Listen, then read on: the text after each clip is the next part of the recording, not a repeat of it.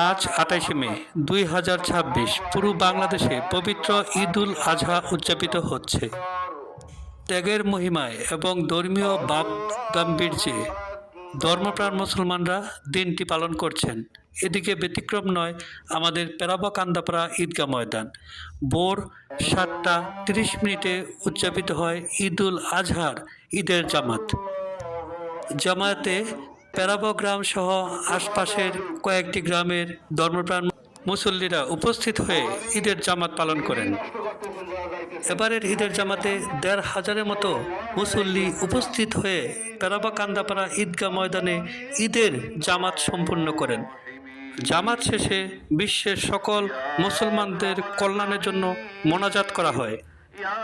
ঈদের জামাতে ইমামতি করেন পেরাবা দক্ষিণপাড়া জামে মসজিদের পেশ ইমাম এবং উনি মোনাজাতের মাধ্যমে ঈদের জামায়াত শেষ করেন।